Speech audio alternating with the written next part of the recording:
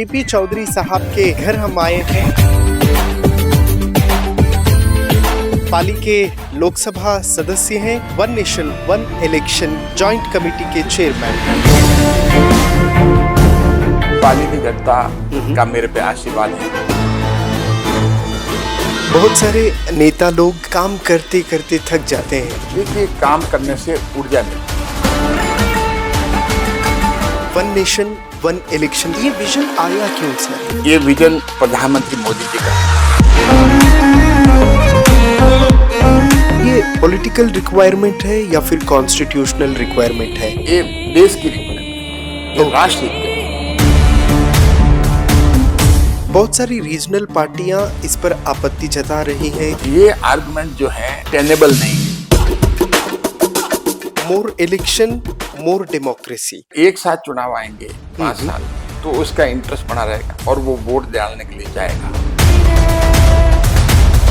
2034 में one nation one election जारी होगा। एक व्यक्तित्व कैसे हो जाता है सर? शाखा जब लगती, छोटे छोटे बच्चे थे हम, 6-7 साल। 16 घंटे वकालत के, 18 घंटे पॉलिटिक्स के, टफ कौन सा है सर? किसान फैमिली से बिलोंग करता हूँ। Correct. मैंने खुद खेती की हाथों से, बैलों से खेती की, उस टाइम की बात बता रहा हूँ। बार बार चुनाव आयोग पर सवाल उठते रहते हैं, क्या सच में चुनाव आयोग कंट्रोल में है? जो गलत मतदाताओं के आधार पे वो वोट जो है फर्जी वोट डालवा करके जीत रहे थे, सरकार में आ रहे थे, क्योंकि उनकी जमीन खिसक रही है। ಈ ಕಾರ್ಯಕ್ರಮದ ಪ್ರಾಯೋಜಕರು ವಿನಯ್ ಕುಮಾರ್ ತರೀಕೆರೆ, ಮಹಾಪ್ರಧಾನ ಕಾರ್ಯದರ್ಶಿ, ಬೆಂಗಳೂರು ಕೇಂದ್ರ ಲೋಕಸಭಾ ಕ್ಷೇತ್ರ, ಯುವ ಜನತಾ ದಳ. ಅಭಯಾನಲ್ಲಿ ಇವತ್ತಿನ ಗೋಲ್ಡ್ ಪ್ರೈಸ್ ಚೆಕ್ ಮಾಡಿದ್ಯಾ? ಇಲ್ಲ. ಅಭಯಾನಲ್ಲಿ ಗೋಲ್ಡ್ ಸೇಲ್ ಮಾಡು, ಗೋಲ್ಡ್ ಇಂಟ್ರೆಸ್ಟ್ ಸೇವ್ ಮಾಡು. 8861 600 600. ಸಹ ಪ್ರಾಯೋಜಕ್ ಬಸವರಾಜ್ ಮತ್ತಿಮುಡು, ವಿಧಾಯಕ್, ಕಲಬುರಗಿ ಗ್ರಾमीण क्षेत्र.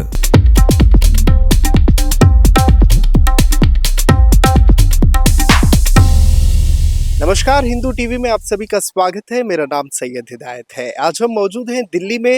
पीपी चौधरी साहब के घर हम आए हैं। पाली के लोकसभा सदस्य हैं और one nation one election joint committee के चेयरमैन। ये है उनका आवास।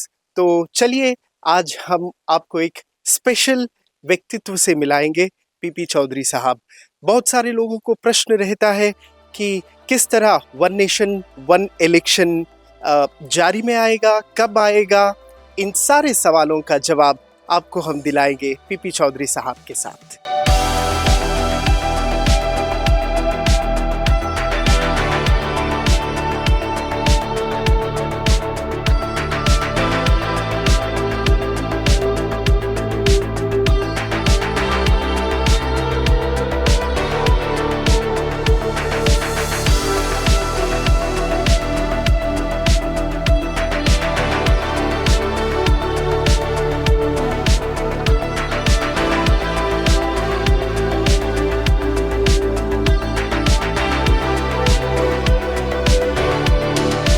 नमस्कार, हिंदू टीवी में आप सभी का स्वागत है। मेरा नाम सैयद हिदायत है। आज हम मौजूद हैं दिल्ली में। हमारे साथ बहुत खास मेहमान ज्वाइन हो रहे हैं। पीपी चौधरी साहब, joint committee one nation one election के चेयरपर्सन। सर, कार्यक्रम में दिल से स्वागत करता हूं आपका। नमस्कार। नमस्कार, धन्यवाद आपको। कैसे हो सर? बिल्कुल ठीक है। पाली, किस तरह देखते हैं आप पाली की जनता को? देखिए, पाली की जनता का मेरे पे आशीर्वाद है। ये तीसरी बार है कि उन्होंने मुझे सांसद बनाया और आज तक इतिहास में जितने भी चुनाव हुए, करेक्ट, देश आजाद होने के बाद में तीनों बार सबसे ज्यादा सर्वाधिक मतों से मुझे जिताया। करेक्ट, जो कि तीनों बार का रिकॉर्ड है। तो मैं पाली की जनता को मेरे पे जितना आशीर्वाद है बहुत बहुत धन्यवाद देता हूँ। और उनके लिए मैं हमेशा, मुझे ये चिंता रहती है कि मैं और लगातार विकास आगे और कैसे बढ़ाऊं। ओके। तो लगातार एक पाली की पूरी प्लानिंग कर करके कहाँ विकास करना है, चाहे रेल के क्षेत्र में हो, चाहे रोड के क्षेत्र में हो, चाहे शिक्षा के क्षेत्र में हो, ओके, और चाहे ग्रामीण क्षेत्र में हो, और चाहे शहरी क्षेत्र में हो, हर तरह के हर सेक्टर को हर जगह को हम्म। हमने पूरा उनको इंक्लूड किया है ओके। और प्रयास ये रहता कि अच्छा काम हो। पूरे पाली की जनता ने जितना मुझे आशीर्वाद दिया है हम्म। उसका मैं जो हमें कहें हम्म। तो उनका ऋण चुकाना भी बड़ा मुश्किल का काम होता है, उनका आशीर्वाद का। करेक्ट। सर, इस 1.5-2 साल के कार्यकाल में क्या कुछ नया हो पाया है पाली की जनता के लिए? देखिए पिछले करीब 2014 से मैं लगातार हूँ तीसरी बार। हम्म। तो आप देखिए 2014 से लगाकर हम्म। जो रोड में हो, हम्म। चाहे रेल का हो हम्म। और चाहे एजुकेशन का हो, चाहे रूरल डेवलपमेंट का हो, हम्म। अर्बन डेवलपमेंट का हो, हम्म। ये सारे कोई भी सेक्टर अगर आप ले लीजिए, ओके। पाली में लगभग 23,000 करोड़ से ज्यादा हम्म। टोटल राज्य का और केंद्र का हम्म। पाली लोकसभा क्षेत्र में इतना बजट आया है। ओके। हमने अब की बार 2024 में हम्म। सभी मतदाताओं को प्रयास ये किया कि हर घर को हम्म। हमारे अचीवमेंट जावे। तो हम्म। हमने सारे अचीवमेंट उनको लिख करके भेजे भाई कि आपके आशीर्वाद से हम्म। और आपने जो हमें शक्ति प्रदान की करेक्ट। उसकी वजह से हम ये आपके सामने कर पाए। हम्म। सर, बहुत सारे नेता लोग काम करते करते थक जाते हैं, आप कभी थके नहीं सर? देखिए काम करने से ऊर्जा मिलती है, ओके। एनर्जी मिलती है। हम्म। एक काम मेरे लिए एक मेडिटेशन है। ओह। मैं काम करके फ्रेश होता हूँ। हम्म। जब भी काम होता है तो मैं अच्छा फील करता हूँ हम्म। और अगर काम नहीं होता तो अच्छा फील कर नहीं सकता। हम्म। तो उससे काम नहीं करने से थकान होती है, काम करने से थकान कभी नहीं होती। Okay. Sir, one nation one election के बारे में बात करना बहुत जरूरी समझता हूं मैं भी। ये विजन आया क्यों सर? देखिए ये विजन प्रधानमंत्री मोदी जी का है, हम्म। उनकी सोच है, उनकी दूरदृष्टि है। ओके। हम तो उनके के अनुसार काम करने वाले हैं। हम्म। तो ये विजन प्रधानमंत्री मोदी जी का बहुत दूरदृष्टि वाला विजन है। हम्म। ये बहुत बड़ा चुनावी सुधार है देश के लिए। ओके। हमें पूरे देश को और हमें सभी राजनीतिक पार्टियों को हम्म। अपनी पार्टी लाइन से ऊपर उठ करके करेक्ट। राष्ट्र हित में हमें सोचना पड़ेगा। हम्म। ये राष्ट्र हित का बहुत बड़ा मामला है। हम्म। प्रधानमंत्री मोदी जी की सोच हमेशा ओके। ये रही है कि पार्टी से ऊपर उठ करके राष्ट्र के बारे में सोचो। हम्म। पहले राष्ट्र है, उसके बाद में पार्टी है, उसके बाद में व्यक्ति है। करेक्ट। तो राष्ट्र के बारे में सोचने के लिए अगर पूरे देश में हम्म। लोकसभा और विधानसभा के एक साथ चुनाव होते हैं हम्म। तो उसको देश को बहुत बड़ा आर्थिक फायदा भी होगा ओके। और गवर्नेंस का फायदा भी होगा। हम्म। क्योंकि हम आज की तारीख में देखते हैं हम्म। कि प्रति वर्ष हम्म। कभी 5, कभी 6, कभी 7 हम्म। राज्यों के चुनाव होते हैं करेक्ट। और पूरे 5 साल तक 30 राज्यों के चुनाव जो हमारे वो चलते ही रहते हैं। करेक्ट। तो ये जो गवर्नेंस का है उसमें चुनाव चलते रहते, चुनाव में जो खर्चा होता है, हम्म। एक बार लोकसभा के लिए जाएंगे, हम्म। दूसरी बार विधानसभा के लिए जाएंगे करेक्ट। और फिर हमारे वोटर लिस्ट जो है, हम्म। वोटर लिस्ट पंचायत की अलग बनती है, फिर करेक्ट। म्यूनिसिपैलिटी की भी बनती है, हम्म। फिर विधानसभा की बनती है, फिर लोकसभा की बनती है। करेक्ट। ये सारे अलग अलग एक्सरसाइज जो हैं हम्म। उसमें कौन करते हैं? हम्म। हमारे टीचर। किस स्कूल के होते हैं? सरकारी सरकार। स्कूल से। और उनका ड्यूटीज वहां लगने से हम्म। हमेशा हमारे जो सरकारी स्कूलों में बच्चे पढ़ते हैं, हम्म। जो खास करके मिडिल क्लास और गरीबों के बच्चे पढ़ते हैं, हमारे समाज के अंतिम छोर के लोग पढ़ते हैं, करेक्ट। क्योंकि वहां पर खर्चा कम लगता है सरकारी स्कूलों में। तो वहां के बच्चे सबसे ज्यादा हम्म। सफर करते हैं क्योंकि उनके अध्यापक नहीं होते हैं। करेक्ट। वो इलेक्शन की वोटर लिस्ट की प्रिपरेशन में रहते हैं, हम्म। कभी इलेक्शन की ट्रेनिंग में गए होते हैं, हम्म। कभी विधानसभा के इलेक्शन की ट्रेनिंग में, कभी लोकसभा के इलेक्शन की ट्रेनिंग में, कभी इलेक्शन ड्यूटी जाकर के इलेक्शन करवाना, करेक्ट। आना जाना वापस आना। और खास कर करके पहाड़ी इलाके में तो उनको 15-15 20-20 दिन लग जाते हैं इलेक्शन करा के वापस घर आने में। हम्म। तो कहने का मतलब है कि इतना जब इतना कष्ट होता हर तरह से, हम्म। चाहे उस और इतना रुपए की बर्बादी होती है हम्म। और उसके साथ साथ हम्म। गवर्नेंस की भी। करेक्ट। गवर्नेंस जो है हमारे सब जनप्रतिनिधि हैं, हम्म। क्योंकि कोई भी जनप्रतिनिधि होगा हाँ। हमारे डेमोक्रेसी में हम्म। तो वो जनप्रतिनिधि हो या पॉलिटिकल लाइफ में हो, करेक्ट। हमेशा उनका बेसिकली हम्म। इलेक्शन मोड में रहते हैं पूरे 5 साल ही, हाँ। तो उससे गवर्नेंस का ओके। बहुत बड़ा नुकसान होता है। जो गवर्नेंस इफेक्टिव होनी चाहिए हाँ। वो इफेक्टिव नहीं हो पाती। ओके। उनका इन्वॉल्वमेंट इलेक्शन रिलेटेड कैंपेन में, हम्म। चुनावी सभा में या चुनावी कार्यक्रम में हम्म। व्यस्त होने की वजह से जो फोकस, हम्म। जो ध्यान ओके। गवर्नेंस में होना चाहिए वो नहीं हो पाता। हम्म। कई विकसित डेमोक्रेसीज हैं जैसे अमेरिका है, हम्म। वहां लगभग एक साथ चुनाव होते हैं। करेक्ट। फिर कम से कम आप 4.5 पौने साल तक हम्म। सिर्फ गवर्नेंस में लग जाएं, हाँ। जिससे कि हम विकसित भारत की जो प्रधानमंत्री मोदी जी का विजन है, हम्म। विकसित भारत को हम 2047 तक अचीव कर सकें। ओके। तो इसके लिए जरूरी है कि हम गवर्नेंस का ध्यान रखें हम्म। और इलेक्शन का जो अननेसेसरी एक्सपेंडिचर है, करीब 1.6% जीडीपी का फर्क पड़ता है। करेक्ट। ये हमारे एनके सिंह जी, हम्म। जो बहुत अच्छे इकोनॉमिस्ट हैं, और उनके साथ सहयोगी प्राची मिश्रा जी ने हाँ। ये पूरा का पूरा उन्होंने पेपर रामनाथ कोविंद जी की कमेटी के सामने रखा। ओके। और 1.6% जीडीपी का मतलब क्या होता है? हम्म। करीब 7 लाख करोड़ रुपया करेक्ट। देश का फालतू बर्बाद होता है। हम्म। जो फर्क होता है, लोकसभा विधानसभा चुनाव साथ करा दो, करेक्ट। लोकसभा विधानसभा चुनाव अलग अलग कराओ, हम्म। तो अलग अलग कराने से देश को 7 लाख करोड़ रुपए का नुकसान होता है। ओके। ये तो सीधा सीधा टेंजिबल है, हम्म। जो उसको हम क्वांटिफाई कर सकते हैं। करेक्ट। लेकिन कुछ अमाउंट ऐसा है हम्म। जिसको हम क्वांटिफाई नहीं कर सकते, उसको हम जोड़ नहीं सकते, उसकी गणना नहीं कर सकते। अब गवर्नेंस की गणना क्या करेंगे आप? इन्वेस्टमेंट की गणना कैसे करेंगे? बच्चों के स्कूल के बच्चों की शिक्षा में जो नुकसान हुआ उसकी गणना तो हम 7 लाख करोड़ में आती ही नहीं। करेक्ट। तो 7 लाख करोड़ रुपए का और बच्चों की शिक्षा का जो नुकसान हुआ है, हम्म। वो आने वाली पीढ़ी में, जो हम्म। फ्यूचर की पीढ़ी होगी, पूरे देश में जो हमारे बच्चे और उनका जब अंतर देखेंगे, हम्म। तो दूसरी जगह के बच्चे जो बहुत आगे होंगे, क्योंकि उन्होंने पूरे वर्किंग डेज काम में दिए, करेक्ट। हमारे वर्किंग डेज काम में नहीं है। हम्म। तो दो तरह के नुकसान हैं, एक तो टेंजिबल जो सामने दिखता है, हम्म। एक नॉन टेंजिबल जो दिखता नहीं, जिसको हम क्वांटिफाई नहीं कर सकते अमाउंट को। करेक्ट। तो इसीलिए रामनाथ कोविंद जी की कमिटी ने हम्म। कहा कि भाई के एक साथ चुनाव लोकसभा और विधानसभा के होने चाहिए। हम्म। सरकार ने जो उन रिपोर्ट दी है उसको हम्म। कैबिनेट ने स्वीकार किया। हम्म। कैबिनेट सरकार बिल लेके आई पार्लियामेंट में, हम्म। और उस बिल को हम्म। पार्लियामेंट ने ज्वाइंट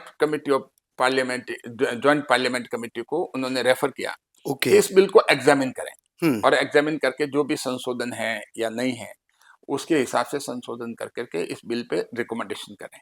ओके। तो इसीलिए ज्वाइंट पार्लियामेंट्री कमेटी बनी है वन नेशन वन इलेक्शन के लिए। हम्म। और मेरा मानना है कि प्रधानमंत्री मोदी जी का ये हम्म। दूरदृष्टि विजन है, हम्म। और पूरा देश जो है इससे लाभान्वित होगा। ओके। हमेशा मोदी जी के ये प्रयास रहा है हम्म। कि देश हित में काम जो है, रिफॉर्म के काम किए हम्म। जावे। और मेरा मानना है कि चुनावी सुधार में, चुनावी रिफॉर्म में ओके। इससे बड़ा रिफॉर्म आज तक नहीं आया। ओके सर, ये पॉलिटिकल रिक्वायरमेंट है या फिर कॉन्स्टिट्यूशनल रिक्वायरमेंट है? अगर रिक्वायरमेंट है तो अभी क्यों? देखिए, ये देश की रिक्वायरमेंट है, ये ओके। राष्ट्र हित के लिए, हम्म। ना तो पॉलिटिकल रिक्वायरमेंट है ना कॉन्स्टिट्यूशनल रिक्वायरमेंट है। हम्म। ये रिक्वायरमेंट राष्ट्र हित में है, जो कि भारत के संविधान के सम्मत है। हम्म। क्योंकि हमने अपनी हियरिंग में हम्म। कई भारत के पूर्व मुख्य न्यायाधीश को हम उनके साथ में हमारा विचार विमर्श हुआ, हम्म। इंटरेक्शन हुआ। ओके। तो उन्होंने हमारे सामने डिपोज किया, तो 6 भारत के पूर्व मुख्य न्यायाधीश, हम्म। यूयू ललित साहब, ओके। जस्टिस यूयू ललित साहब, हम्म। जस्टिस रंजन गोगोई साहब, ओके। जस्टिस संजीव खन्ना साहब, हम्म। Justice JS. कैर साहब, हम्म। जस्टिस वायु चंद्रचूड़ साहब, और जस्टिस गवई साहब। ये 6 भारत के पूर्व मुख्य न्यायाधीश आए। हम्म। 2 भारत के सुप्रीम कोर्ट जज आए, ओके। Doctor BS. चौहान साहब और हेमंत गुप्ता साहब। और उसके बाद में 3 दिल्ली हाई कोर्ट के पूर्व मुख्य न्यायाधीश आए। हम्म। और अपने लॉ कमीशन ऑफ इंडिया के हम्म। चेयरमैन है वो दिनेश महेश्वरी जी जो हैं, ओके। वो भी आए। उसके साथ साथ लीगल लुमिनरीज, हम्म। जो कि बहुत एमिनेंट जूरिस्ट हैं, ओके। जैसे हरीश साल्वे जी हैं, लंदन से आए। हम्म। जीएस अपने अभिषेक मनु सिंह भी हैं, हाँ। वो भी आए। कपिल सिब्बल जी भी आए। ओके। और वेंकट रमनी जो हैं, हम्म। जो हमारे अटॉर्नी जनरल हैं, वो भी समिति के सामने आकर के, उनके साथ भी समिति ने इंटरेक्शन किया, ओके। और उसके अलावा इकोनॉमिक्स को भी हमने उनको बुलाया। जैसे गीता गोपीनाथ है, हाँ, वर्ल्ड बैंक की रिनाउंड वर्ल्ड की इकोनॉमिस्ट हैं, और करेक्ट। हार्वर्ड में भी इकोनॉमी के प्रोफेसर हैं, हम्म। वो भी आई। मोंटेक सिंह अहलूवालिया जी भी आए, ओ। और इकोनॉमिस्ट जो हैं हमारे पनगड़िया जी हैं वो भी आए, हम्म। और संजीव सान्याल जी जो हैं economic prime minister economic advisory council के मेंबर है, वो भी आए। हम्म। तो और उसके बाद में एनके सिंह जी ने और प्राची मिश्रा जी ने, जो रामनाथ कोविंद कमेटी के सामने हाँ। अपना पेपर दिया था कि 1.6% जीडीपी का ओके। फायदा होगा हम्म। भारत की अर्थव्यवस्था में अगर चुनाव लोकसभा और विधानसभा के साथ हो। ओके। तो सारे इकोनॉमिस्ट को भी सुना, हमने लॉ मिनिस्ट्री का हमारे उनका प्रेजेंटेशन भी दिया। ओके। हमने विभिन्न स्टेट्स में जाकर के, हम्म। जैसे महाराष्ट्र में वहाँ के चीफ मिनिस्टर हाँ। फडणवीस साहब, वहाँ के डिप्टी चीफ मिनिस्टर शिंदे साहब, वहाँ के स्पीकर विधानसभा के और काउंसिल ऑफ स्टेट के स्पीकर और चेयरमैन, और उसके बाद में हिमाचल प्रदेश के मुख्यमंत्री, वहाँ के स्पीकर, ओके। और उसके बाद में हरियाणा के मुख्यमंत्री, वहाँ के स्पीकर, हम्म। और पंजाब पंजाब। के स्पीकर, और वहाँ के चीफ मिनिस्टर बीमार थे तो उनकी जगह 2 कैबिनेट मिनिस्टर आए थे।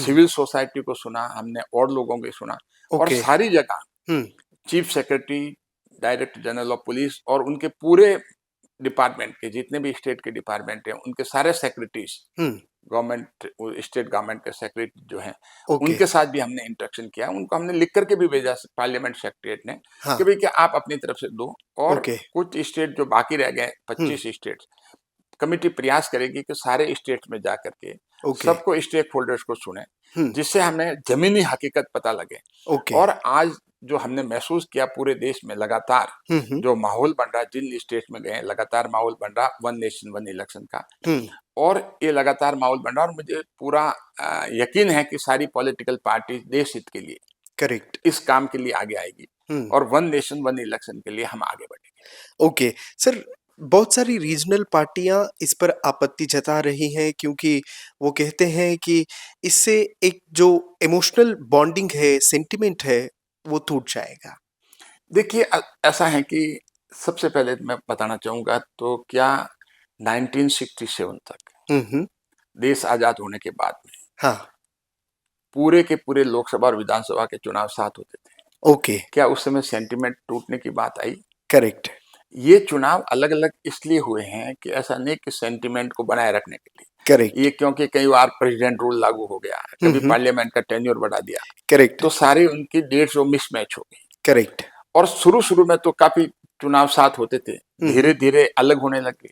करेक्ट। तो अलग अलग क्योंकि उनके 5 साल का टेन्योर अलग अलग था, तो इस वजह से और अभी भी कुछ राज्यों के चुनाव लोकसभा के साथ होते हैं। हाँ। तो आपका अगर जो कहना है कि उससे सेंटिमेंट पे फर्क पड़ेगा, हाँ। तो क्या इन राज्यों पे पड़ेगा? ओके। हाँ, तो कहने का मतलब है कि ये कोई आर्गुमेंट है वो विदाउट ये आर्गुमेंट के सेंटिमेंट का आर्गुमेंट जो है मेरी राय में विदाउट फाउंडेशन, विदाउट बेसिस और no legs to stand, okay. जिसको हम कह सकते हैं कि bereft of any evidence।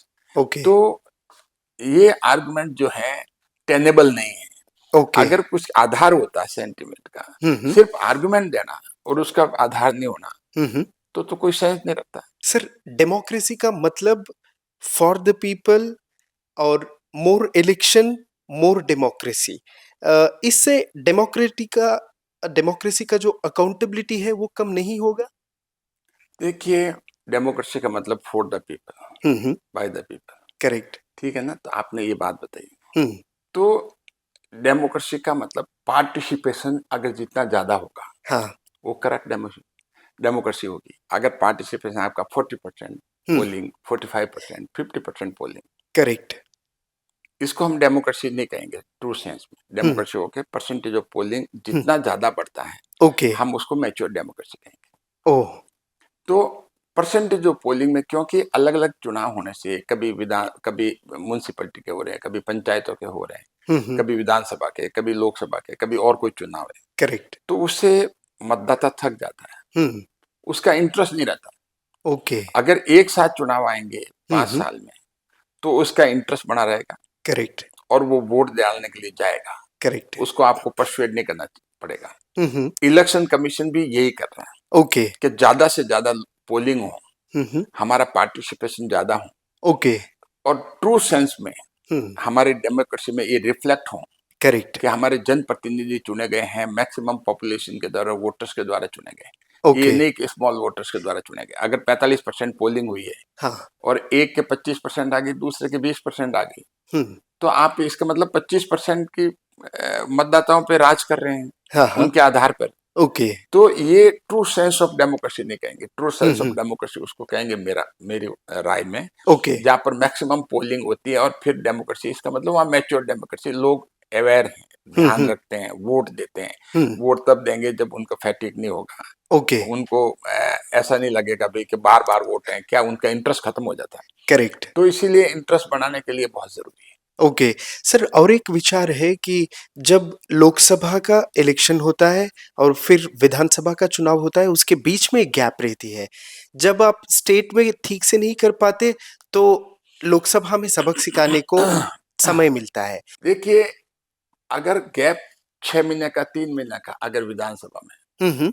या लोकसभा का 6 महीना 3 महीना के बाद में इलेक्शन हो रहा है विधानसभा का, या साल 2 साल के बाद, करेक्ट। ये टाइम परफॉर्मेंस करने के लिए काफी नहीं है। हम्म। कोई भी आपको पॉलिसी फ्रेम करने के लिए गवर्नमेंट की हम्म। ये टाइम लगता है, हम्म। और उस पॉलिसी पे बजट देना सेकेंड स्टेप, ओके। और उस पॉलिसी को नीचे धरातल पे उतारना, हम्म। तो साल 2 साल तक तो कुछ होता ही नहीं है। करेक्ट। तो अगर मान लो उसी के आधार पे परफॉर्मेंस अगर आप देखेंगे, हम्म। तब तो सही परफॉर्मेंस नहीं आएगी, करेक्ट। तो फिर गलत चला जाएगा। हम्म। और बार बार इलेक्शन होना कोई मैच्योर डेमोक्रेसी को इंडिकेट नहीं करता। ओके। जैसे अगर मान लो कि कई जगह जो है हम्म।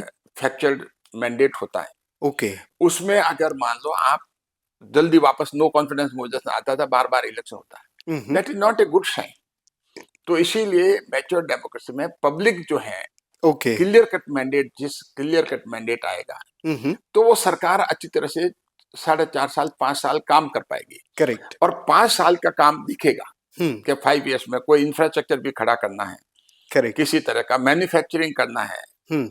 देश में, भाई कि हमारा उत्पाद यहीं से हो, okay. Made in India, make in India जो है, करेक्ट। ये हमें करना है, हमें आत्मनिर्भर होना है। ओके। तो 5 साल का पीरियड तो मिनिमम चाहिए किसी भी हम्म। सरकार के लिए। करेक्ट। लेकिन अगर बार बार इलेक्शन होते हैं, उससे लोगों को ये पता, अगर उल्टा कंफ्यूज होते हैं भाई इन्होंने नहीं किया, करेक्ट। दूसरा लाओगे वो भी नहीं करेगा, फिर हम्म। बदल लोगे, फिर वापस उन्हीं को ले आओगे, ओके। तो ये क्रम चलता ही रहेगा। हम्म। लेकिन देश को नुकसान हो जाएगा, पब्लिक को नुकसान होगा। ओके। इसीलिए एक साल चुनाव होने से उस सरकार को हम्म। जनता ने 5 साल परफॉर्मेंस के लिए दिए है।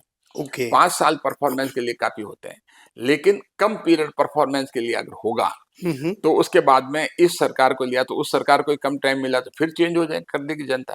ओके। तो उसका नेट नुकसान जो है उन पॉलिटिकल पार्टीज को नहीं, वो तो करेक्ट। वापस एक के बाद में दूसरी, एक बार ये आई, दूसरी बार वो आ गई वापस, हम्म। वो तो रोटेट करती रहेगी। करेक्ट। लेकिन नुकसान जो होगा वो देश को होगा, जनता को। ओके सर, कर्नाटका में एक्चुअली लोग जब विधानसभा चुनाव आते हैं वहां पे डिफरेंट थिंक करते हैं, जब लोकसभा चुनाव आता है तो टोटली एक ट्रेंड रहता है। तो वहां पर लोकल पार्टीज और उसके साथ स्पेशली कांग्रेस वालों को बहुत टेंशन शुरू हो गई है। देखिए, जो ट्रेंड अलग होता है, हम्म। लोकसभा का अलग, विधानसभा का अलग, ओके। ये तो अच्छी हेल्दी डेमोक्रेसी है। हाँ। जो क्रिटिक कहते हैं कई लोग करेक्ट। कि भाई कि अगर आप 7 चुनाव तो 7 चुनाव कराएंगे तो उसमें हाँ। कंफ्यूज हो जाएगा वोटर। करेक्ट। तो वोटर को पे अविश्वास मत करो। हमारे देश का वोटर जो है, करेक्ट। भली चाहे पढ़ा लिखा हो हम्म। चाहे अनपढ़ हो, बहुत ही मैच्योर है। और खास करके गांव का वोटर जो है, हम्म। मैं खुद गांव के से बिलोंग करता हूँ, किसान फैमिली से बिलोंग करता हूँ। करेक्ट। मैंने खुद खेती की हाथों से, हम्म। बैलों से खेती की, उस टाइम की बात बता रहा हूँ। तो इसीलिए हम देखते हैं कि पॉलिटिकली वो लोग बहुत मैच्योर है। ओके। वो लोग डिस्कस करते हैं हम्म। और बहुत सुनते भी हैं। और जब भी उनकी कहीं हताई वगैरह कोई भी गांव में कुछ होता है तो उनके बीच में डिस्कशन होता है, ओके। और बहुत गंभीरता से सुनते हैं, बहुत गंभीरता से डिस्कशन करते हैं। इसीलिए पॉलिटिकल मैच्योरिटी देश में है। ये सोचना कि साथ साथ चुनाव होने से लोकल इश्यू और नेशनल इश्यू, वो लोकल इश्यू पे अलग वोट देंगे, नेशनल इश्यू पे अलग वोट देंगे। करेक्ट। तो इसीलिए डिमार्केशन करना, पॉलिटिकल मैच्योरिटी आम जनता में है। सर, ये फ्रीबीज जो स्कीम्स हैं वो इन्फ्लुएंस नहीं करेगा वोटर्स को? देखिए, फ्रीबीज जो हैं फ्री एंड फेयर इलेक्शन के खिलाफ है। करेक्ट। ये राजनारायण वर्सेज इंदिरा गांधी के केस में हम्म।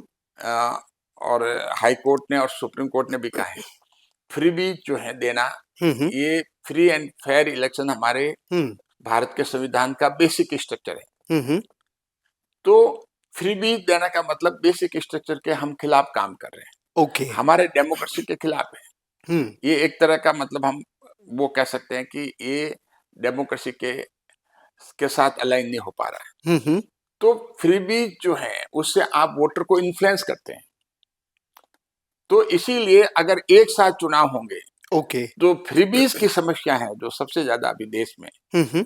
उसके भी खत्म होने के पूरे आसार हैं। ओके। अगर वो नहीं रहेगा तो आप वोटर को इन्फ्लुएंस नहीं कर सकते। करेक्ट। लोकल इश्यूज अलग होंगे, नेशनल इश्यूज अलग होंगे, तो Correct. फ्रीबीज का जो ये एक टेंडेंसी चली है हम्म। वो खत्म हो जाएगी। ओके सर, हर किसी का प्रश्न यही है, क्या 2034 में वन नेशन वन इलेक्शन जारी होगा? देखिए 2034 की आप बात कर रहे हैं, उसमें तो सारे साथ होने का जो अभी जो प्लानिंग है, हम्म। लेकिन 2029 के पहले हाँ। अगर पार्लियामेंट हम्म। इस बिल को पास कर देती है और लॉ बन जाता है, ओके। तो 2029 में पहली बैठक जो पार्लियामेंट की होगी हम्म। वो एक अपॉइंटेड डेट होगी। ओके। जैसे 29 मई को हुई पहली बैठक, हम्म। तो अगला चुनाव जो है 30 मई 2034 के पहले होना जरूरी है। करेक्ट। और वो चुनाव अगर मान लो पार्लियामेंट गिर जाती बीच में 2 साल के बाद में हम्म। और वापस चुनाव होते तो वापस वो 3 साल के लिए होगा ओके। और अगला चुनाव 2034 में होगा। ओ। विधानसभाएं जो है हम्म। अगर मान लो 2027 में जिसका चुनाव हो गया है हम्म। तो वापस 2033 में होगा। ओके। हम्म तो 2032 में होगा। हम्म। तो 2032 का चुनाव हुआ तो 2029 के बाद में जो जो विधानसभाओं के चुनाव हो रहे हैं ओके। 2029 के बाद में हम्म। 2034 के बीच में, ओके। उनके सबके चुनाव वापस 2034 में होंगे। ओके। चाहे 2030 का चुनाव जिस विधानसभा का हुआ हम्म। उसका भी 2034 में होगा, 31 में जिसका चुनाव होगा 2034, हम्म। 32 में जिसका चुनाव हुआ वो भी 2034, ओके। 2033 में जिसका चुनाव होगा 2034। 2034 में तो सब साथ आ जाएंगे, जो अलग अलग नदियां चल रही है। हाँ। और उसका मेन एम है कि जा करके हम संगम बने, साथ जुड़े। तो वो सारे के सारे जो हैं 2029 से शुरू होगा, 2034 में मर्ज हो जाएगा और सारे चुनाव लोकसभा के और विधानसभा के साथ होंगे अगर पार्लियामेंट इसको कानून बना देती है, इस बिल ओके। को कानून बना देती है। यहाँ पे मैं एक एग्जांपल लेना चाहता हूँ सर। कर्नाटका में 2033 में चुनाव होगा विधानसभा का, 1 साल गैप रहेगा, लोकसभा का चुनाव होगा, क्योंकि ऐसे ही हुआ था। 2023 में चुनाव हुआ था विधानसभा, 2024 में हुआ लोकसभा। तो यहाँ पे कैसे वर्क होगा वो? मुझे लगता है 2027 में, 2028 में नहीं होगा, 28 में होगा। हाँ। 28 में होगा, जनवरी इसमें, हाँ। जनवरी फरवरी मार्च के बीच में। करेक्ट। तो वापस जो चुनाव है उसका 2033 में होगा ओके। अगर ये कानून आ जाता है वन नेशन वन इलेक्शन का। हम्म। तो 2034 में उसका चुनाव वापस होगा। ओके। हाँ, मतलब 1 साल का कार्यकाल के लिए फिर से फिर चुनाव तो एक बार आपको उसको सारों को, सारी विधानसभा को सिंक्रोनाइज, एक जोड़ना है। वन टाइम मेजर है ये, ओके। एक बार तो आपको करना पड़ेगा। सर, मुझे आपके मतलब आपके बारे में भी बहुत कुछ जानना है। 11,000 से ज्यादा केसेस को आपने हैंडल कर किया है, तो किस तरह देखते हैं अपने वो एडवोकेट की वृत्ति को? देखिए एडवोकेट बनने का मेन कारण था हम्म। कि मेरा पढ़ने का शौक था, ओके। लॉ पढ़ने का। हम्म। तो मेरे लिए हाँ। एडवोकेट सिर्फ एक प्रोफेशनल इनकम का ही माध्यम नहीं था, करेक्ट। मेरे लिए एक मेडिटेशन था। ओह। मैं एंजॉय करता था हम्म। पढ़ करके, लॉ पढ़ के। तो उसी वजह से अराउंड 11,000 केसेस जो हैं ओके। हाई कोर्ट में और वेरियस कोर्ट्स में हम्म। मैं कंडक्ट कर पाया, ओके। अपीयर हुआ इतने केसेस में। हम्म। ऐसा नहीं कि इतने केसेस डिस्पोजल हुआ है, इतने केसेस में अपीयरेंस हुई मेरी। करेक्ट। और 47 साल से, हम्म। 1978 का एनरोल्ड हूँ मैं ओके। लॉ का एडवोकेट, तब से मतलब हम्म। 47 ईयर्स हो गए। ओके। तो उसमें उन केसेस में मुझे खूब अनुभव मिला, हम्म। एनालिटिकल माइंड बना। ओके। और उससे मैं हमेशा, कभी मुझे पढ़ते वक्त, लॉ पढ़ते वक्त घंटों तक पढ़ता था, ओके। फाइलें हो, कानून हो।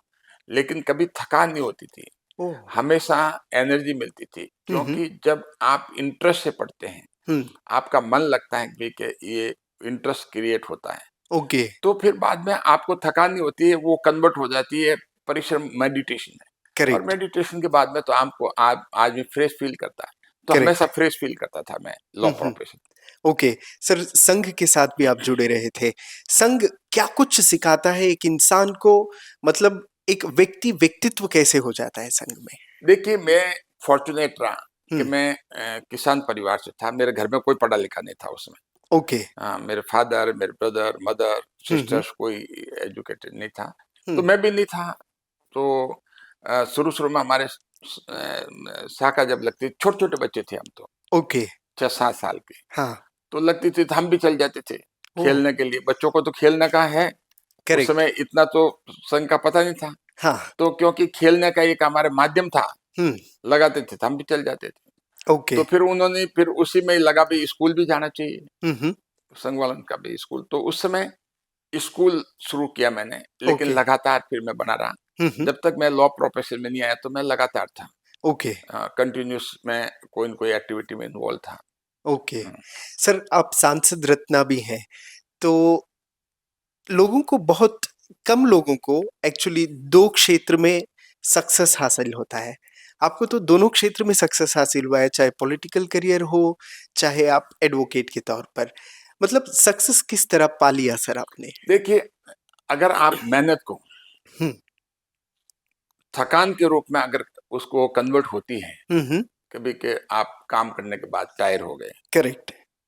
तो ये चीज़ें नहीं मिलती हैं। हुँ, अगर हुँ, आप मेहनत को मेडिटेशन में कन्वर्ट हो जाती है, हुँ, तो चाहे आप क्षेत्र का काम हो, हुँ, हुँ, चाहे लोकसभा का काम हो, हुँ, हुँ, चाहे मेरे प्रोफेशन का काम हो, ओके। तो सारे आप बड़े इंटरेस्ट से करते हैं, हुँ, हुँ, और क्यों करते हैं कि आपको अच्छा लगता है। करेक्ट, जो भी काम अच्छा लगेगा, वो कन्वर्ट मेडिटेशन में होगा, और करेक्ट। उसमें कभी थकान नहीं होगी। हुँ, हुँ, तो मेरा मानना है कि ये बहुत बड़ी बात है, हुँ, और इसका मुझे बहुत फायदा मिला। ओके। सर आपने बहुत सारे पोर्टफोलियो हैंडल किया था एज़ ए मिनिस्टर। तो मतलब सबसे मज़ा किसमें आता था सर? किस डिपार्टमेंट में काम करने में? देखिए, मेरे पास में प्रधानमंत्री जी मोदी जी के आशीर्वाद से, उनके नेतृत्व में हुँ, मैंने 2016 से 2019 तक करेक्ट, मैंने ministry of law and justice में भी काम किया, करेक्ट, आईटी एंड इलेक्ट्रॉनिक्स में भी काम किया ओके, एज ए राज्य मंत्री, ओके। और 1 लाख और ग्राम तक आपने फाइबर और नेटवर्क हाँ, पहुँचाया था। कॉर्पोरेट अफेयर्स में भी काम किया। ओके, तो सब में ऐसा नहीं कि किसी में मजा कम आया, सब हुँ, में मुझे अच्छा लगा। ओके, मैं आज जिस पोस्ट में हूँ, वो भी मुझे अच्छी लग रही है, हुँ, हुँ, उस समय था मैंने, वो भी अच्छा लग रहा है। ओके, तो हैप्पीनेस कभी ऐसे अनहैप्पीनेस नहीं रहा कि ये मिल गया तो अनहैप्पीनेस हो गया, करेक्ट, जो भी काम दिया, हुँ, उस हुँ, काम को अगर आप इंटरेस्ट से करें, और मतलब उसमें तो आपको खुशी-खुशी मिलती है। करेक्ट, तो खुशी के लिए अगर कोई आप सोचते हैं कि भई कि आप एम्बिशियस, बहुत ज़्यादा एम्बिशियस होने हुँ, की कभी ज़रूरत, मेरा मानना नहीं होना चाहिए। ओके, तो ये स्वतः मिलता है आपको सारे के सारी चीज़ें। करेक्ट, और मैं जब कॉर्पोरेट अफेयर्स में था, करीब लाखों कंपनियाँ जो हैं, शेल हुँ, हुँ, कंपनी जो थी, हुँ, वो स्टक ऑफ की, तो एक करेक्ट, बहुत अच्छा मैसेज गया। हुँ, अच्छा गवर्नेंस का मैसेज गया, हुँ, तो हुँ, लोगों को कन्फ्यूज़न होता था, लोगों के साथ चीटिंग होती थी। हुँ, हुँ, तो प्रधानमंत्री मोदी जी के नेतृत्व में ये बहुत बड़ा काम हुआ, ओके, और प्रधानमंत्री जी अपने उद्बोधन में जगह-जगह कहा भी था ओके, कि हमारे गवर्नेंस का मॉडल जो ऐसा है कि हम सेल कंपनी जो लोगों के साथ फ्रॉड होता है, या हुँ, कई बार पता ही नहीं लगता है ऐसी कंपनीज़ का, ओके, उनको स्टक अप करने का, लाखों कंपनी को स्टक अप करने का हाँ, काम प्रधानमंत्री मोदी जी के नेतृत्व में, जब ओके, मैं कॉर्पोरेट अफेयर्स मिनिस्टर था, एमओएस राज्य मंत्री, तो हुआ, करेक्ट, और हमारे माननीय जेटली जी जो हैं, हुँ, हुँ। वो कैबिनेट मिनिस्टर थे। ओके। सर बार-बार चुनाव आयोग पर सवाल उठते रहते हैं, चुनाव आयोग ठीक से काम नहीं कर रहा, चुनाव आयोग किसी के कंट्रोल में है। क्या सच में चुनाव आयोग कंट्रोल में है? देखिए, चुनाव आयोग अगर कुछ काम नहीं करेगा, हुँ, हुँ। तो हो सकता है सवाल ही नहीं उठे, और ओके। हो सकता है सवाल उठे।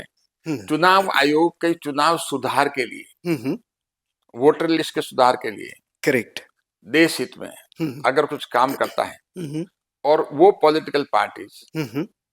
जो सुधार नहीं चाहती हैं, ओके। और उस सुधार नहीं होने की वजह से, हुँ, गलत मतदाता सूची होने की वजह से वो लगातार फ़ायदा उठा रही थी, करेक्ट। ये तकलीफ़ उन लोगों को हो रही है। हुँ, हुँ।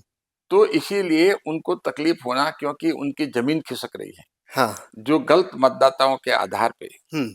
वो वोट जो है फर्जी वोट डालवा कर करके ओके। जीत रहे थे, सरकार में आ रहे थे, हम्म। अब उनके लिए बड़ी मुश्किल हो रही है कि मोदी जी रिफॉर्म कर रहे हैं ये। Correct, correct sir. Final question, 16 घंटे वकालत के, 18 घंटे पॉलिटिक्स के, टफ कौन सा है सर? देखिए, मुझे टफ कोई नहीं लगता। ओके। जो काम मेरे सामने आ जाता है हम्म। मैं बड़े खुशी से करता हूँ, आराम से करता हूँ, हम्म। कोई थकान महसूस नहीं करता हूँ। ओके।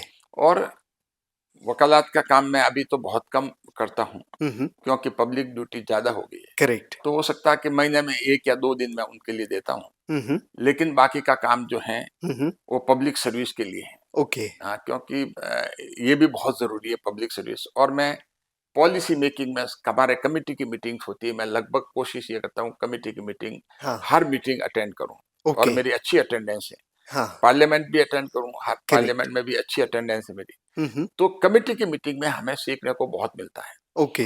क्योंकि जो स्टेक होल्डर्स आते हैं, सेक्रेटरीज वगैरह उस डिपार्टमेंट के, हम्म। और अधिकारी आते हैं, एक्सपर्ट आते हैं, और वेल प्रिपेयर्ड आते हैं, और ओके। इतना मटेरियल मिलता है हमें, हम्म। उससे हम बहुत एनरिच होते हैं। ओके। और स्टडी कर करके, डेलिब्रेशन कर करके, जिससे पार्टिसिपेशन जो मेंबर का होगा, हाँ। तो उस पार्टिसिपेशन के आधार पे क्वेश्चनिंग जो होगी, हम्म। उसके आधार पे रिकमेंडेशन होगी। हम्म। तो रिकमेंडेशन प्रॉपर होगी, हम्म। पॉलिसी सही बनेगी, कानून करेक्ट। सही बनेगा, हम्म। तो उसमें गवर्नमेंट भी उसके ऊपर एक्ट अपॉन करेगी कि भाई करेक्ट। के करेक्ट रिकमेंडेशन। हमारी कमेटी की रिकमेंडेशन जो है, हाँ। अगर आप देखें तो लगभग लगभग जो है, कई कई बार 95%, 100%, हम्म। 70% से ऊपर एवरेज है करेक्ट। कि कमेटी का, पार्लियामेंट्री स्टैंडिंग कमेटी की रिकमेंडेशन जो है हाँ। वो सरकार मानती है। ओके। हाँ, उसको ऑबे करती है, हम्म। क्योंकि वो मल्टी पार्टी सिस्टम होता है, एक पार्टी का नहीं, सब हम्म। पार्टी के सदस्य होते हैं उसमें, ओके। सब डिस्ट्रीब्यूटेड होते हैं हर कमेटी में उस हिसाब से। हम्म। तो इसीलिए कमेटी सिस्टम अपने आप में पार्लियामेंट्री डेमोक्रेसी में बहुत अच्छा है, और ओके। इंडिया में बहुत मैच्योर है। Okay, amazing sir. फाइनली कार्यक्रम के थ्रू क्या कहना चाहेंगे लोगों को? देखिए, बहुत अच्छा, धन्यवाद आपको, हम्म। क्योंकि मीडिया, हम्म। चाहे प्रिंट हो, चाहे इलेक्ट्रॉनिक्स हो, हाँ। और चाहे सोशल मीडिया हो, करेक्ट। ये दरअसल में सरकार के और जनता के बीच में एक सेतु का काम करते हैं, एक ब्रिज का काम करते हैं। हम्म। जो एक कंस्ट्रक्टिव अप्रोच मीडिया की अगर होती है, हाँ। तो नेशनल इंटरेस्ट में भी है। करेक्ट। तो जो चीजें गवर्नेंस के पास है, सरकार के पास है, पब्लिक रिप्रेजेंटेटिव के पास है, उनसे आप पूछ कर करके हम्म। वो क्या सोचते हैं, जनता के लिए क्या करते हैं, वो चीज जो है, माध्यम जो है उन तक पहुंचाने का हम्म। सिर्फ मीडिया का है। ओके। तो एक ब्रिज का काम करते हैं, एक सेतु का काम करते हैं। हम्म। तो मैं इसलिए धन्यवाद देता हूं हम्म। आपको, हम्म। कि भाई कि ये नेशनल महत्व की चीजें, नेशनल इंपोर्टेंस महत्व की चीजों को आपने डेलिब्रेट किया, डिस्कस किया, ओके। और ये जनता तक जाएगी, हम्म। और जनता को भी पता लगना चाहिए, हाँ। क्योंकि डेमोक्रेसी में ट्रांसपेरेंसी होनी चाहिए। करेक्ट। सरकार की बात जनता तक, हम्म। और जनता की बात सरकार तक लाने करेक्ट। का, और सेतु का काम और ब्रिज का काम करती है तो मीडिया करता है। Amazing. Thank you so much P P Chaudhary साहब, बहुत धन्यवाद खुशी हुई आपका, आपसे बातचीत धन्यवाद करके। आपका, thank you so much. Thank you. Okay, ये थी पीपी चौधरी साहब की बातें। In fact one nation one election, सारा देश इसका इंतजार कर रहा है, जल्द से जल्द ये लागू हो, हमारी भी आशा है। देखते रहिए हिंदू टीवी। मैं सैयद हिदायत, साइनिंग ऑफ दिल्ली से।